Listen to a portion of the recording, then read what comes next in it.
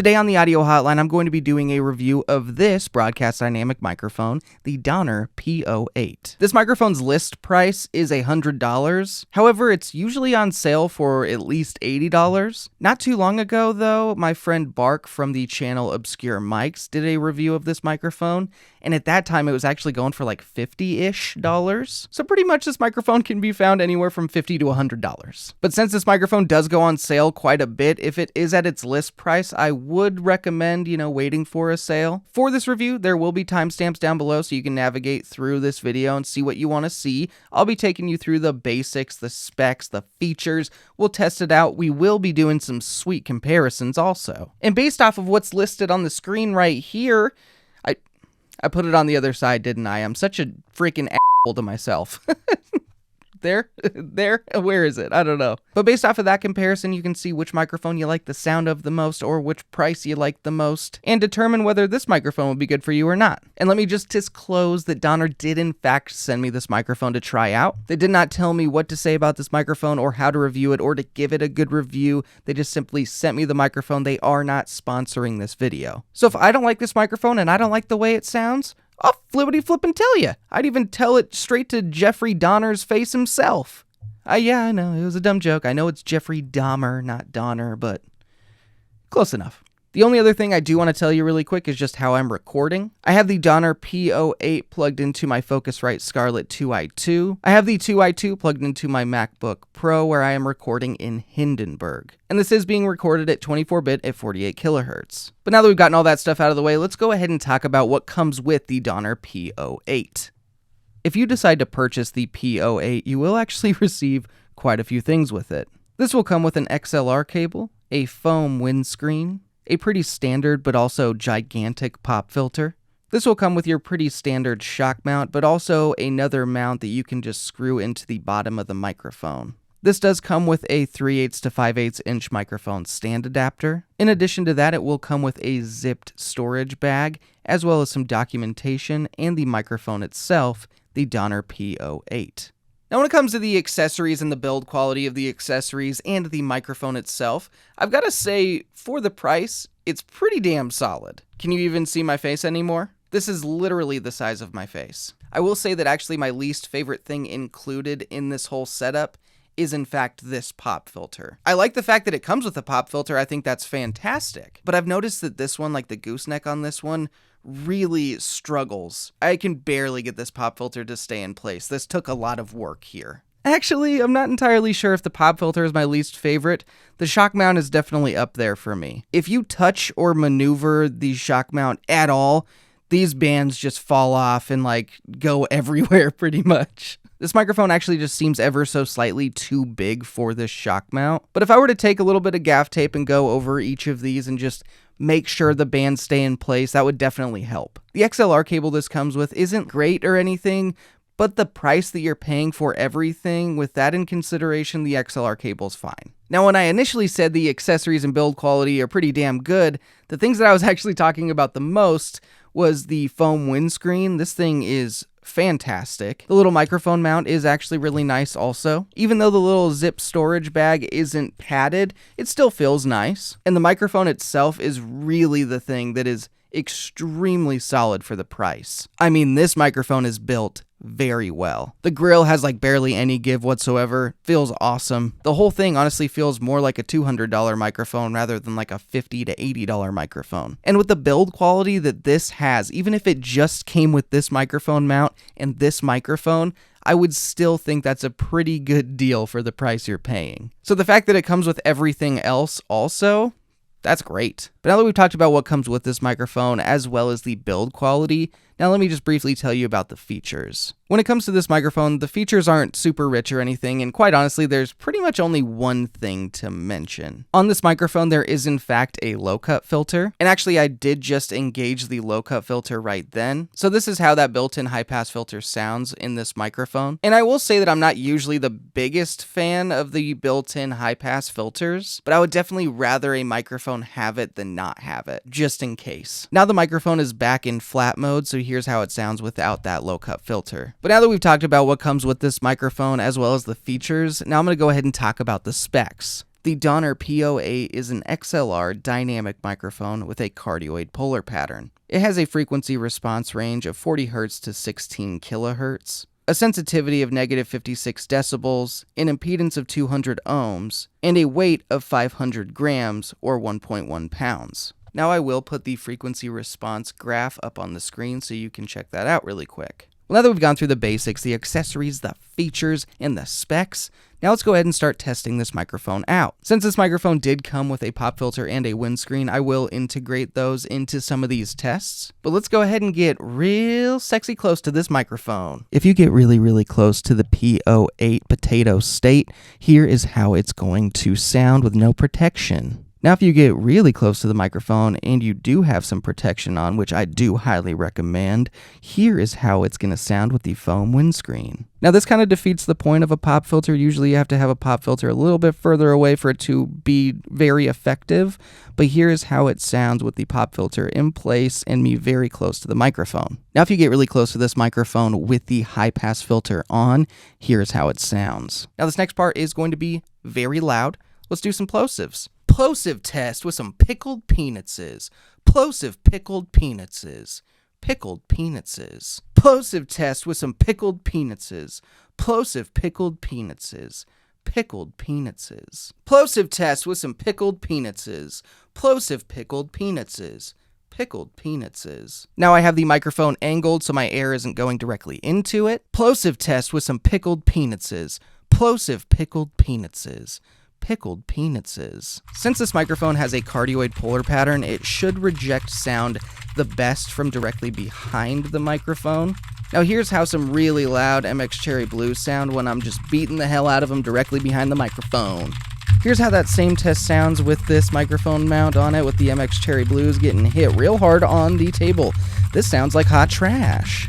The Shockmount does definitely work better in that situation, but it still does pick up quite a bit. Personally, I think that if you are going to be moving a lot of stuff on your desk or like typing on a keyboard, I think that having a microphone stand next to your desk that isn't attached to it is actually a better solution. I understand the convenience of a boom arm. I mean, it's why I'm using one right now. But I am a very big advocate for just like regular microphone stands because I do think that it helps a lot in situations like that. Now let's take this polar pattern test one step further with a white noise test.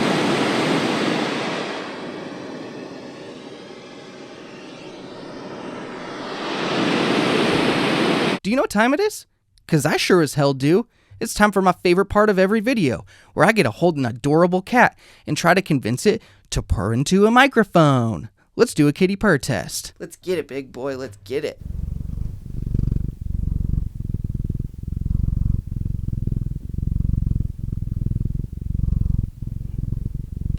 Here's how it sounds when I'm about 8 inches away from the microphone. Here's me about a foot away from the microphone. Now I'm about 2 feet from the microphone. Now we're about 3 feet away from the microphone. I don't usually let him up here, so he's like, holy hell, brother. So this is a different kind of pop filter. We'll do a quick test.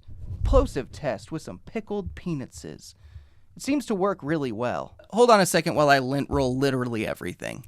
Now, if you are planning on starting a podcast, which this microphone is actually technically advertised for, here's how it would sound if you did put some post-processing on it. I'm not doing any EQ. I'm just going to do like a high-pass filter around like 60 to 70 hertz, just to get rid of any rumble. Aside from that, I may possibly use a de-esser. I usually don't, but I will probably use a compressor and or a limiter. But here's how that post-processing sounds when this microphone doesn't have any protection on it. Now we have the exact same post-processing, no EQ or anything like that, and here's how it sounds with the foam windscreen on. Now here's how that same post-processing sounds but with a pop filter in place. I am probably like a half an inch to an inch further away, so it might sound ever so slightly less bassy. Now here's just a real quick talking test to see how the no protection versus protection affects the sound of the microphone. So this is with no protection on, no foam windscreen, no pop filter, nothing like that. Now we do have the gigantic foam windscreen on this microphone, and here is the talking test for that. Here's a real quick talking test with the pop filter. This pop filter shouldn't really affect the tone of the microphone. Some foam windscreens, especially bigger ones like this, can definitely darken the microphone up, but this pop filter should sound pretty similar to when the microphone doesn't have any protection on it. If you are planning on getting this microphone and using it in an untreated room, here's how it could sound. This room is very reverberant, and there is even an AC unit running right now. It's not super loud or anything, but it's there. But here's just a real quick untreated room test. Now I'm going to go ahead and do a guitar test.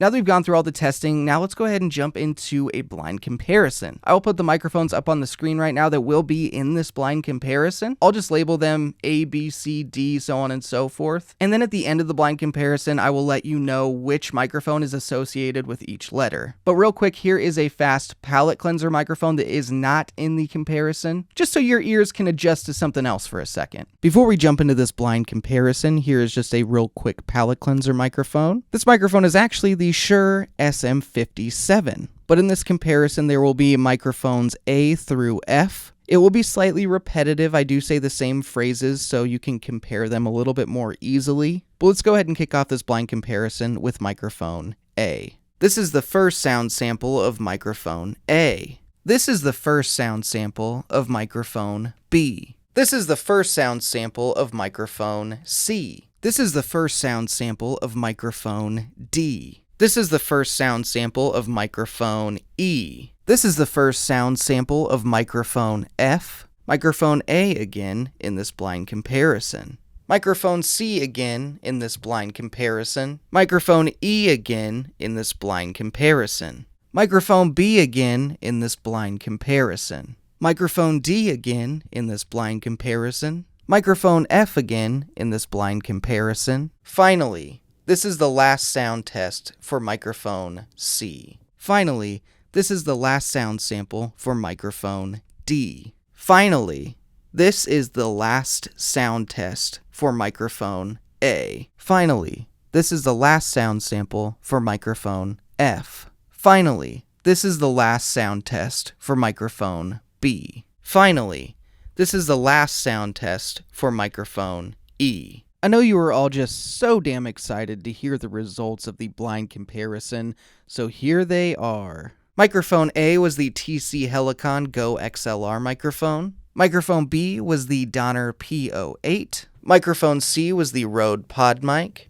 Microphone D was the Zoom ZDM-1. Microphone E was the SE-V7. Microphone F was the Shure SM7b. Well, now that I've gone through the basics, the specs, we tested this out, we did a comparison, we did all the stuffs and all the things. I even went back and did an edit on the first section of this video just so I could listen to this microphone an absolute ton, and also listen to the comparison that I did, and just really pin down how I feel about the PO-8. But now that all that's out of the way, I'm finally ready to give you my review, my opinion of the Donner PO-8 broadcast-style dynamic microphone. One of the things that has made this microphone kind of hard to review is the fact that there is such a big gap in the pricing of this microphone. And by that, I mean that I've seen it go for $70, $80, $100. And then sometimes there's been a coupon when it's $70 that it goes down to like $53. So it can literally range from $53 to $100, and that makes it kind of hard for me to judge it. So I think that I'm going to essentially give it two grades. One that if it's hypothetically $53, and one that if it's $100. That way there is no guessing by you, you can kind of just estimate with the area in between.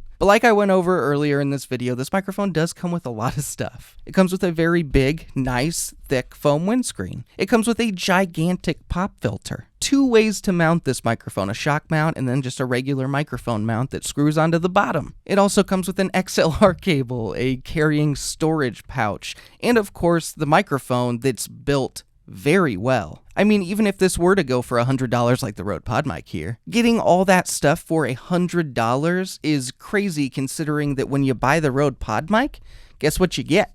You get this. This is what comes with it.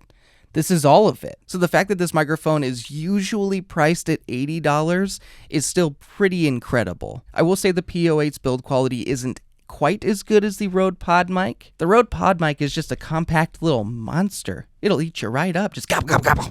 Nom, nom, nom. I'm in a weird mood, okay? The PO-8's accessories may not be the highest quality, but they are all definitely usable. The pop filter is absolutely huge, and if you are going to be filming and having this microphone in the shot, using the pop filter in that situation really isn't the best option. And here's the one thing about the windscreen. It does definitely darken up the tone of the microphone. Here's how it sounds with the windscreen on, and here's how it sounds with the windscreen off. You can definitely hear some more high end when the windscreen isn't on. The plosives aren't the best with this microphone, but they're also not the worst. If you angle it and just kind of, aim your P's to the side a little bit and just use some mic technique, you could get away with it. But depending on the content that you're doing, it can sometimes be hard to remember to do that. But now let's get into the most important part about this microphone. Let's talk about the sound. Comparing this microphone to like the Zoom ZDM-1, the ZDM-1 has definitely a more hyped high end. And I know a lot of people do like that sound. And I would say the PO-8 compared to the ZDM-1 is quite a bit darker sounding, but that's not necessarily a bad thing. Some people love the sound of a little bit darker mic, and some people like a hyped high-end microphone. Depending on the sound that you like, either one of these microphones would be a fantastic choice for this price category. I know the ZDM-1 can occasionally go for $50, sometimes $60. I think usually it's priced $70 to $80, but that's pretty similar to the PO-8. I mean, I'm not sure how many times I'm gonna have to say this, but audio is subjective. We all have different ears, we all have different voices, we all like different things. So depending on what you like, and if you are going to try to start a podcast or anything, one of these microphones could work well for you. I mean, it just depends on the voice, the sound source, the application, just a bunch of different things. But I do personally think the PO-8 does have a good sound though. But I definitely do stand behind the fact that the PO-8 is a very solid microphone, and so is the ZDM-1. But with all that being said, now I'm ready to give you my grade for the Donner PO-8. If this microphone is coming in at $50 to $55, the grade that I give it is an A. If it's coming in at $100, I actually surprisingly would still give it about a B+. Overall, I think this is a very well-built, good-sounding microphone that comes with a lot of decent accessories. But regardless, I would wait for a sale on this microphone because they do happen quite a bit. But thank you all for watching this review of the Donner PO-8. I hope it helped you out, helped you decide whether you want to get one of these or not, but most of all, hope you had fun. Stay tuned for a lot more reviews, comparisons, some live streams, and also I am starting a podcast with Bark from Obscure Mics, so I'll probably leave a link down in the description for that. I do want to thank Donner for sending this microphone over for review, but I want to send an even bigger thank you to everyone that subscribes and watches the Audio Hotline, and an even bigger thank you to everyone that's a member of the Audio Hotline. In fact, all those lovely people's names are up on the screen right now. Just go ahead and look at them, love them, admire them. You could be one of them if you want to press join. But once again, thank you all for watching the Audio Hotline. I'll see you audio nerds next time.